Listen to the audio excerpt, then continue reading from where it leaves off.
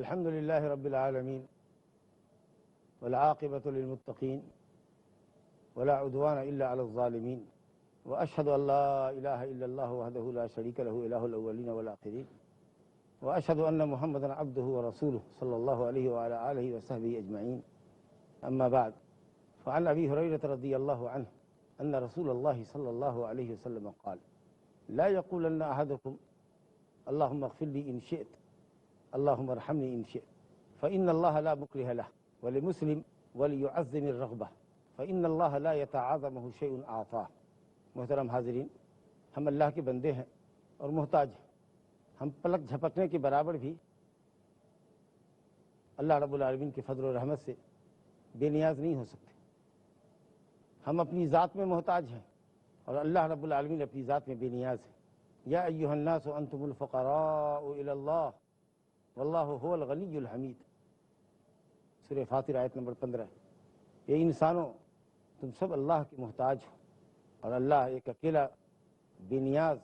اور قابل حمد و ستائش ہے۔ لہذا کوئی ایسا کلمہ زبان سے نہیں نکلنا چاہیے اللہ کی جناب میں، اللہ کے حضور، جس سے لگے کہ یہ بندہ ہم سے بے نیاز ہے۔ دعا کی روح یہ ہے کہ آدمی اپنی عاجزی، اپنی حاجت، اپنی مسکنت، اپنا فقر و فاقہ، اپنی ضرورت، اپنی اضطراری کیفیت کو انتہائی الحاح اور گریہ زاری کے ساتھ اللہ کے سامنے پیش کرے، پوری رغبت سے دعا کرے، پوری اہتمام سے دعا کرے اور اللہ کے سامنے ظاہر کرے کہ واقعی وہ اس کا محتاج ہے۔ اس کے تعاون کے بغیر، اس کی رحمت کے بغیر وہ ایک قدم نہیں چل سکتا، ایک پلک جھپکنے کے برابر وہ جی نہیں سکتا۔ یہ دعا کی روح ہے اور دعا عبادت ہے۔ رسول گرامی صلی اللہ علیہ وسلم فرماتے تھے کہ جب دعا کرو تو اجابت کی یقین کے ساتھ کرو، اللہ سے امید رکھو، حسن ظن رکھو کہ جس اللہ نے دعا کرنے کی توفیق دی ہے وہی اللہ ہماری دعا کو قبول بھی کرے گا۔ پوری رغبت اور توجہ سے اللہ سے سوال کرو۔ ادعوا اللہ وانتم موقنون بالاجابہ، نبی صلی اللہ علیہ وسلم نے فرمایا، اجابت کے یقین کے ساتھ اللہ کو پکارو۔ فإن اللہ لا يستجیب دعاء من قلب لاہن اے غافل، اللہ تعالیٰ غافل دل کی پکار نہیں سنتا۔ اگر کوئی شخص کہے اللہم اغفر لی ان شئت، اے اللہ مجھے بخش دے اگر تو چاہے، اے اللہ تو مجھ پر رحم فرما، اللہم ارحمنی، اللہ مجھ پر رحم فرما، ان شئت اگر تو چاہے، اس کا سیدھا مطلب یہ ہوا کہ اللہ اگر تو چاہے تو بخش دے، اگر نہیں بخشتا تو کوئی پرواہ نہیں۔ اتنا یہ خطرناک جملہ ہوا، بے ادبی اور بدتمیزی ہوئی۔ امام صاحب کتاب رحمۃ اللہ علیہ نے باب قائم کیا ہے، باب قولی اللہم اغفر لی ان شئت، اللہم اغفر لی ان شئت کہنے کا باب۔ کیا یہ جائز ہے کہ آدمی یہ کہ اللہم اغفر لی ان شئت، کہ اللہ اگر تو چاہے تو ہمارے گناہ بخش دے، اگر تو چاہے تو ہم پر رحم کر، اگر تو چاہے تو ہم کو روزی دے؟ دلیل کی روشنی میں حکم یہ کہ حرام ہے، ایسا کہنا حرام ہے۔ اور اگر آپ غور کریں گے تو سمجھ میں آئے گا کہ 3 وجوہات کی بنا پر ایسا کہنا حرام ہے۔ پہلی بات تو یہ کہ آپ یہ کہہ رہے ہیں کہ اللہم اغفر لی ان شئت، اگر تو چاہے تو بخش دے، نہیں چاہتا تو مت بخش دے، یعنی مجھے کوئی پرواہ نہیں، لا حول ولا قوت الا باللہ۔ یہ کیا بندے کو زیب دیتا ہے کہ بندہ اللہ سے بے نیاز ہو؟ یہ اس کی عبودیت کے خلاف ہے۔ آپ کہتے ہیں اللہ اگر تو چاہے تو بخش دے، یہ جملہ بتا رہا ہے کہ اللہ پر کوئی زبردستی کرنے والا بھی ہے۔ تو آپ یہ کہتے ہیں اللہ میں زبردستی نہیں کرتا،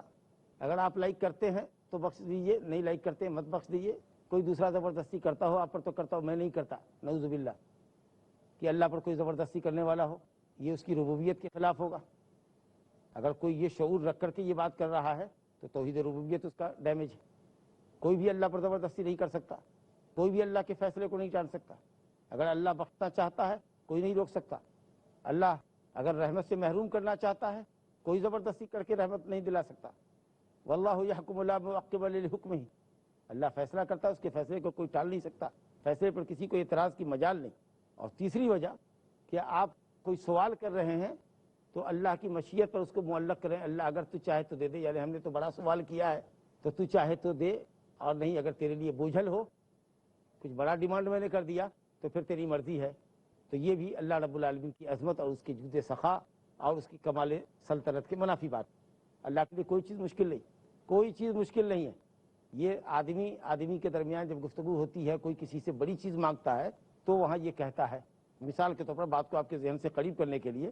اگر کوئی کسی سے مانگے کہ 10 لاکھ روپے دو اور یہ لگا دے کہ اگر آپ چاہیں تو، اس کا مطلب صاف یہ ہوتا ہے کہ ہم نے جو رقم مانگی ہے، ہو سکتا ہے کہ یہ ڈیمانڈ بھاری ہے، مشکل ہے، تو ہم کوئی پریشر نہیں آپ پر ڈال رہے ہیں، اگر آپ چاہیں تو دیں، آپ کے لیے آسانی ہو تو دیں، ادروائز کوئی ہماری طرف سے کوئی فورس نہیں ہے، کوئی تاکید نہیں ہے، کیونکہ آپ نے ڈیمانڈ کیا، آپ کو لگتا ہے کہ یہ ڈیمانڈ بھاری ہے، مشکل ہے اس کے لیے دینا، تو آپ کہتے ہیں اگر آپ چاہیں تو۔ اللہ کے لیے آپ کے کسی بھی ڈیمانڈ کو پورا کرنا کوئی مشکل نہیں۔ آپ بڑے سے بڑی چیز کا سوال کر لیجیے، وہ اللہ جس نے کائنات کو لفظ کن سے پیدا کیا، وہ اللہ کہ جس کے جود و سخا کی مثال خود اللہ نے بیان کی ہے، یہ حدیث میں آیا ہے کہ اگر تمام مخلوقات کو اللہ رب العالمین اس کی حاجت اور ضرورت کے مطابق نہیں بلکہ اس کے سوال کے مطابق عطا کر دے تو بھی اللہ رب العالمین کے جود و سخا کے سمندر میں اتنی کمی بھی نہ آئے جتنی کہ سمندر میں سوئی ڈال کر سوئی نکالنے سے سوئی کے نوک پر پانی سمندر کا گھٹتا ہے، اتنا بھی نہ گھٹے، یعنی کچھ بھی نہ گھٹے۔ تو کوئی بھی چیز اللہ کے لیے مشکل نہیں، بس شرط یہ کہ ایسا سوال مت کیجیے جو آپ کے لیے جائز نہ ہو، ایسا سوال نہ کیجیے جو آپ کے لیے جائز نہ ہو، یہ جائز نہیں۔ کوئی کہے کہ اللہ تعالیٰ مجھ کو نبی بنا دے، نعوذ باللہ، نبوت مانگنے سے ملتی ہے، اور پھر نبی صلی اللہ علیہ وسلم کے ختم نبوت کے بعد آپ صلی اللہ علیہ وسلم خاتم النبیین ہے، اس کے بعد اگر آپ یہ دعا کرتے ہیں یہ بہت بڑی بدعقیدگی ہے، وہ بڑی بدتمیزی تو ہے ہی اللہ کے ساتھ، بہت بڑی بدعقیدگی بھی ہے۔ اور اگر یہ سمجھتے ہیں کہ نبی صلی اللہ علیہ وسلم کے بعد بھی کوئی نبی ہو سکتا ہے تب تو آپ دائرہ اسلام سے خارج ہیں۔ اسی طریقہ سے کوئی گناہ کا سوال مت کیجیے، اللہ تعالیٰ ہم کو برائی کرنے پر قادر کر دے، اللہ رب العالمین فلاں کے باپ بیٹے کے درمیان رشتہ ختم کر دے، فلاں میاں بیوی کے درمیان طلاق ہو جائے، اس طرح کے گناہوں کی دعا نہ کیجیے، تو انشاءاللہ تعالیٰ اچھی دعا ہوگی، یقین کے ساتھ ہوگی، الہا اور گریہ زاری کے ساتھ ہوگی، اور پورے اپنی عاجزی اور فروتنی کو، اپنی حاجت کو اللہ کے سامنے آپ رکھیں گے، انشاءاللہ دعا قبول ہوگی۔ یہ اللہ رب العالمین کی جناب میں گستاخی ہے، اور 3 وجہیں آپ کے سامنے بتائی، ان 3 وجہوں سے یہ حرام ہے کہ آدمی یہ کہے اللہم اغفر لی ان شئت۔ جو حدیث میں نے آپ کے سامنے پڑھی صحیحین کی روایت ہے، نبی کریم صلی اللہ علیہ وسلم نے فرمایا، ابو ہریرہ رضی اللہ عنہ راوی ہے، کہ تم میں کا ہرگز کوئی یہ نہ کہے کہ اللہ تو مجھے بخش دے، اگر تو چاہے اللہ تو مجھ پر رحم فرما، اگر تو چاہے، کیوں؟ اس لیے کہ فإنہ لا مکرہ لہ، علت بتائی جا رہی، وجہ بتائی جا رہی، کیونکہ اللہ پر کوئی زبردستی کرنے والا نہیں۔ تم یہ ان شئت اس لیے کہہ رہے ہو کہ تم یہ سمجھ رہے ہو کہ اللہ پر کوئی زبردستی کرتا ہے، نہ چاہتے ہوئے بھی کوئی کام اس سے کرواتا ہے، نہیں، اور تم یہ بتا رہے ہو کہ اللہ ہم زبردستی نہیں کرتے، اللہ پہ کوئی زبردستی نہیں کر سکتا، یا یہ سمجھ کے کہہ رہے ہو کہ اللہ پر یہ سوال مشکل ہوگا، بھاری ہوگا، تم نے کوئی بڑی چیز مانگی، نہیں۔ دوسری روایت میں ہے وَلْيُعَظِّمِ الرَّغْبَةَ، خوب رغبت کے ساتھ مانگو اور بڑی سے بڑی چیز مانگو، فإن اللہ لا يتعاظمہ شیء، اللہ پر کوئی چیز بڑی نہیں ہے، اللہ کے لیے کوئی چیز بڑی نہیں ہے۔ جو تم مانگتے ہو، دینی منصب مانگو، مال و دولت مانگو، اولاد مانگو، نیکی اور بھلائی کا سوال کرو، آخرت کا سوال کرو، جنت الفردوس کا سوال کرو، سب سے اعلیٰ جنت ہے جنت الفردوس۔ خود نبی صلی اللہ علیہ وسلم نے فرمایا اذا سألتم اللہ فسألوہ الفردوس، جب سوال کرو جنت کا تو جنت میں بھی کیٹیگریز ہے، نیچے والی جنت کا نہیں، اللہ تعالیٰ سے فردوس سے اعلیٰ کا سوال کرو، تو بڑا سے بڑا سوال کرو، تو نہ کوئی چیز بڑی ہے اللہ کی نگاہ میں، نہ کوئی زبردستی کرنے والا ہے اللہ کے اوپر، تو اس لیے یہ بے ادبی ہوگی، اور اس سے اللہ رب العالمین کی توحید ربوبیت اور خود آپ کی توحید عبادت اور اللہ رب العالمین کے جود و احسان اور اس کی عظیم سلطنت کے اوپر اس سے ضرب پڑتی ہے، اس لیے یہ جملہ کہنا ان شیطا کا معلق کر کے حرام ہے۔ اس کے بعد ہم ایک نیا باب آپ کے سامنے شروع کرنے جا رہے ہیں۔ مؤلف رحمۃ اللہ علیہ نے باب قائم کیا ہے، باب لا یقال عبدی و امتی، کوئی شخص اپنے غلام کو اور اپنی لونڈی کو عبدی اور امتی کہہ کر نہ پکارے، کیونکہ حقیقت میں عبودیت یا عبدیت یہ اللہ کے لیے، حقیقت میں عبدیت اللہ کے لیے، ہم سب کے سب اللہ کے بندے ہیں اور ہماری عورتیں اللہ کی باندیاں ہیں، لیکن غلام ہے وہ آپ کا، تو اس کو آپ عبد کہہ کے نہ پکاریں۔ اللہ رب العالمین کے مقام اور مرتبے کا لحاظ کریں، یہ لفظ اللہ رب العالمین کی شان میں اچھا نہیں ہو رہا ہے، یا اس لفظ سے اللہ رب العالمین کی عبودیت کے تعلق سے ایک منفی پیغام جا رہا ہے، لہذا عبدی اور امتی نہ کہے۔ اہل علم نے یہاں گفتگو کی ہے، تھوڑی سی تفصیل میں آپ کو لے جانا چاہتے ہیں۔ عبد اور اما کا معنی تو آپ نے سمجھ لیا، عبد مانے غلام، اما مانے لونڈی۔ اما کہتے ہیں مؤنث کو لونڈی کو، اور عبد کہتے ہیں مذکر کو۔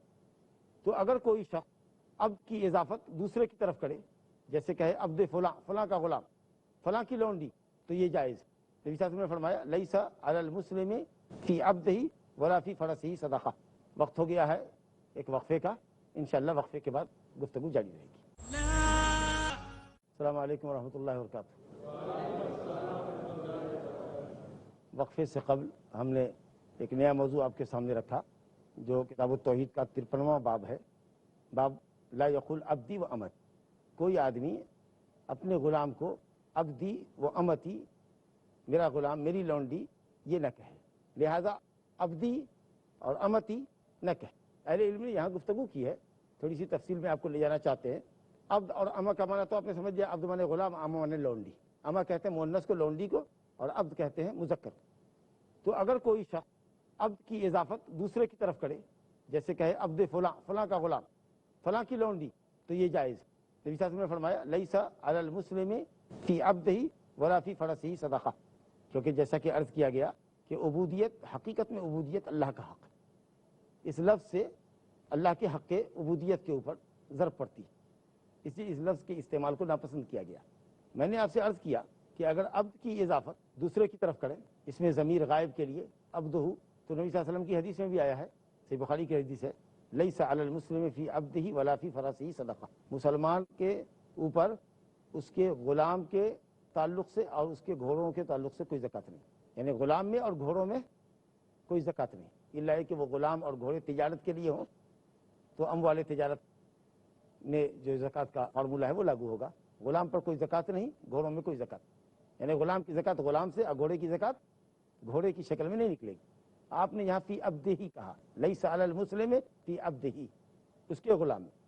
عبدی، میرا غلام، اگر آپ غلام کی غیر موجودگی میں جو کہتے ہیں میرا غلام، جیسے دوست سے گفتگو ہو رہی ہے اور آپ کہہ رہے ہیں کہ میں نے اپنے غلام کو کھانا دے دیا، میں نے اپنے غلام کو آج 100 روپیہ دے دیا، میں نے اپنے غلام کے لیے کپڑا خرید دیا،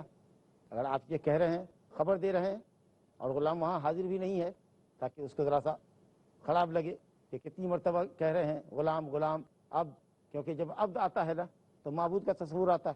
اور حقیقت میں ہم سب اللہ کے غلام ہیں، عبد ہیں، اور ہم سب کا حقیقی معبود اللہ ہے۔ تو اہل علم نے کہا کہ غلام کے لیے عبدی کہنا اس کی غیر موجودگی میں، اور صرف دوسرے کو خبر دینا کسی بات کی، اگر وہ موجود ہو وہاں اور تب آپ خبر دے رہے ہیں کہ میں نے اپنے اس عبد کو آج کپڑا خرید کے دیا ہے، تو اہل علم نے کہا کہ یہ مکروہ ہے، علی الاقل درجہ کراہت کا، بعض علماء کا حرام ہے۔ یہ عبدی کے تعلق سے ہے، خطاب ہے عبد کا، تیرا غلام، تیری لونڈی، اس کے سلسلے میں حدیث آئی ہے موانیت کی۔ اور اسی طریقے سے کہیں عبد فلاں، فلاں کا غلام، عبد محمد، میری ملاقات ہوئی محمد کے غلام سے، احمد کے غلام سے، عبداللہ کے غلام سے، اس میں ظاہر کی طرف اگر عبد کی اضافت ہو تو بھی کوئی حرج نہیں ہے۔ بہرحال یہاں حدیث ہمارے سامنے صحیحین کی ہے، ابو ہریرہ رضی اللہ عنہ سے، رسول گرامی صلی اللہ علیہ وسلم فرماتے ہیں لا یقل احدکم عبدی و امتی، رسول اللہ صلی اللہ علیہ وسلم نے فرمایا لا یقل احدکم اطعم ربک ووضع ربک ولیقل سیدی و مولایا ولا یقل احدکم عبدی و امتی ولیقل فتایا و فتاتی و غلامی۔ رسول اللہ صلی اللہ علیہ وسلم نے فرمایا کہ تم میں کا کوئی یہ نہ کہے اطعم ربک، لفظ سے غور کیجئے، اطعم ربک، اپنے رب کو کھلاؤ، ووضع ربک، اپنے رب کو وضو کراؤ۔ اپنے رب کو یہ جب کہہ رہے ہیں تو اس کا یہ مطلب ہے کہ آپ دوسرے کے غلام کو یہ کہہ رہے ہیں کہ تم اپنے رب کو کھلا دو، اپنے رب کو وضو کراؤ۔ یا ہو سکتا ہے کہ رب سے مراد آپ اپنی ذات کو مراد لے رہے ہوں کہ مجھ کو کھلاؤ، مجھ کو پلاؤ، لیکن ذرا سا آدمی اپنی عظمت شان کا اظہار کرتے ہوئے کہے،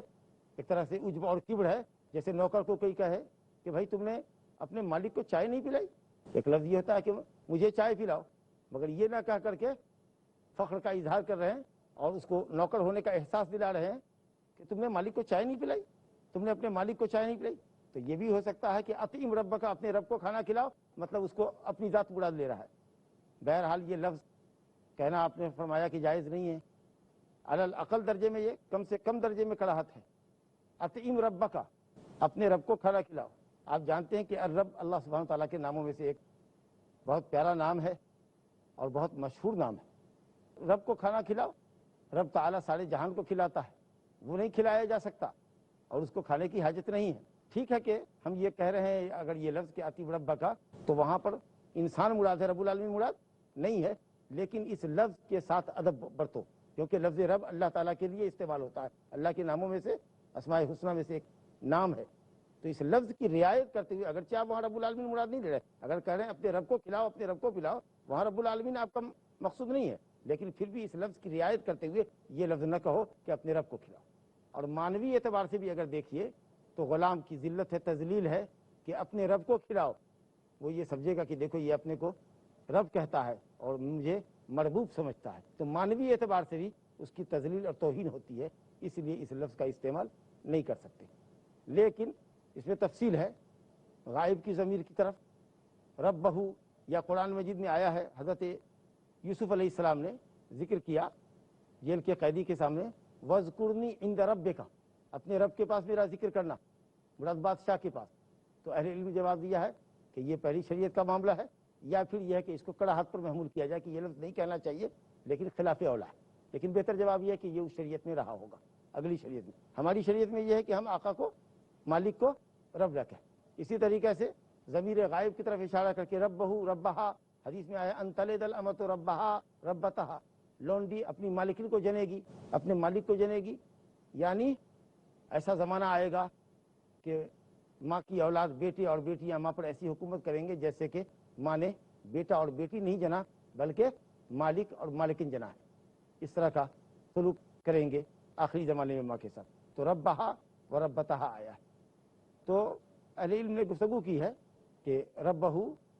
ربہا کہہ سکتے ہیں، یا خود غلام یہ کہے کہ ربی، اپنے آقا کو کہے ربی، جیسے حضرت یوسف علیہ السلام نے عزیز مصر کے لیے، جن کے گھر میں وہ پلے بڑھے تھے، کہا کہ میں کیسے ان کے ساتھ خیانت کر سکتا ہوں، انہ ربی احسن مثوایا، انہ ربی، وہ میرا رب ہے، پالنے پوسنے والا ہے، احسان کرنے والا ہے، اس نے میرا پالن اور پوشن اور میری تربیت اور خورد و نوش کا بہتر انتظام کیا ہے، ہم اس کے ساتھ خیانت کیسے کر سکتے ہیں، انہ ربی احسن مثوایا۔ تو اگر غلام خود کہے مالک کو ربی تو قرآن مجید نے کہا کہ یہ بھی جائز ہے، کیونکہ اس کی ذلت وہاں نہیں ہو رہی ہے۔ اور اگر اس میں ظاہر کی طرف رب و فلاں، فلاں کا رب، رب الدار، گھر کا رب، تو انشاءاللہ تعالیٰ اس میں کوئی حرج نہیں ہے۔ بہرحال خطاب کرنا، اے کھانا کھلاؤ اپنے رب کو، کھانا کھلاؤ اپنے رب کو، اپنی ذات مراد لے رہا ہے، یا کسی کے غلام کو کہہ رہا ہے اس کے مالک کی طرف کہ اپنے رب کو کھلاؤ، اس میں تذلیل کا پہلو ہے، اور آقا کے لیے خود سے وہ یہ کہہ رہا ہے، اپنے لیے رب کا لفظ استعمال کر رہا ہے، تو اس میں لفظ کی رعایت کرنی چاہیے ادب کی، کہ لفظ رب اللہ کے پاکیزہ ناموں میں سے، لہذا اس کا استعمال خود سے نہیں ہونا چاہیے اپنے حق میں یا اپنے جیسے کسی دوسرے مالک کے حق میں، اور اسی طریقے سے ایسے تمام الفاظ سے اجتناب کرنا چاہیے جس میں اللہ رب العالمین کے مقام اور مرتبے کو دھکا لگتا ہو۔ غلام کو کیا کہنا چاہیے؟ غلام کو کہنا چاہیے سیدی، سیدی و مولایا، میرا سید، میرا مولا۔ یہ لفظ بھی تفصیل کا محتاج ہے، اور آپ کے سامنے تفصیل پیش کی جا رہی ہے کہ سیدی کا معنی کیا ہے۔ سید کا معنی سیادت، قیادت، علو منزلت، بڑا مقام۔ اسی طریقے سے سید کہتے ہیں شریف کو، قوم کا جو شریف آدمی ہوتا ہے اس کو سید کہتے ہیں۔ سید مالک کو، سید شوہر کو، جیسے دیکھیے حضرت یوسف علیہ السلام کے واقعی میں جب دونوں بھاگے، حضرت یوسف آگے بھاگے اور پیچھے سے زلیخا نے پیچھا کیا، امراۃ العزیز جس کا نام زلیخا بیان کیا جاتا ہے پیچھے سے دوڑی اس گھر میں جس کا دروازہ بند کیا تھا برائی کے ارادے سے امراۃ العزیز نے، حضرت یوسف علیہ السلام بھاگے، پیچھے سے زلیخا نے پیچھا کیا، یہاں تک کہ جب دروازہ کھلا تو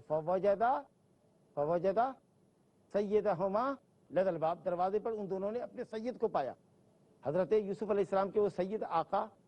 اور مالک کے معنی میں ہیں، اور امراۃ العزیز نے اپنے سید کو پایا، نے شوہر کو پایا، تو سید شوہر کے لیے استعمال ہوا اور مالک کے لیے استعمال ہوا۔ تو سید کا لفظ اگر اضافت کے ساتھ ہو، سیدہما ان دونوں نے اپنے سید کو پایا تو جائز۔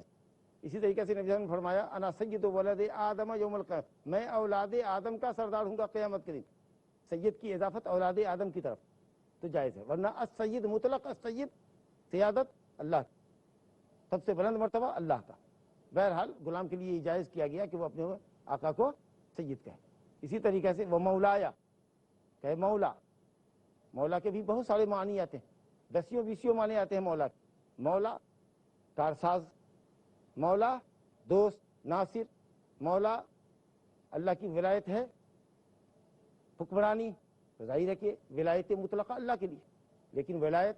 نصرت کے معنی میں، حمایت کے معنی میں، دوستی کے معنی میں، مالک کے معنی میں، تو اس معنی میں یہ غیروں کے لیے بھی استعمال ہوتا ہے۔ فإن اللہ هو مولاه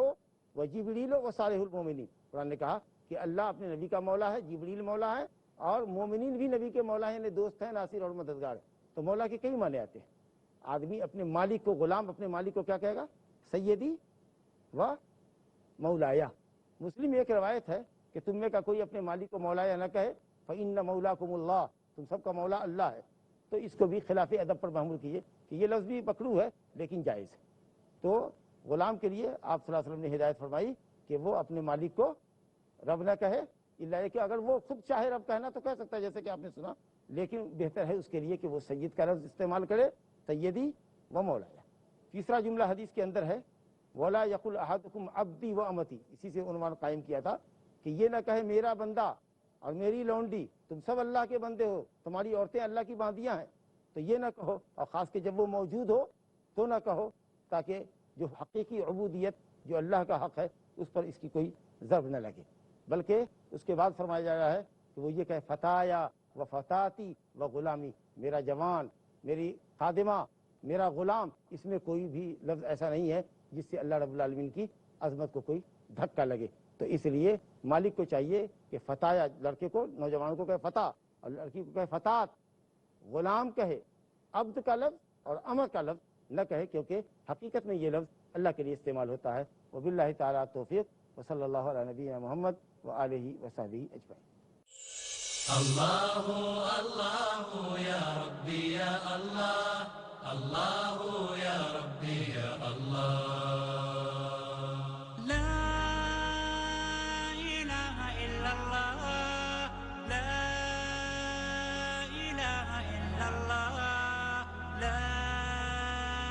الہ الا اللہ، محمد رسول اللہ، محمد رسول الله، أرجو رضاك يا الله، أنت الرحيم يا الله، هبني عطاك يا الله، أنت الكريم منك العطاء يا الله، أنت العظيم يا الله، فيك الرجاء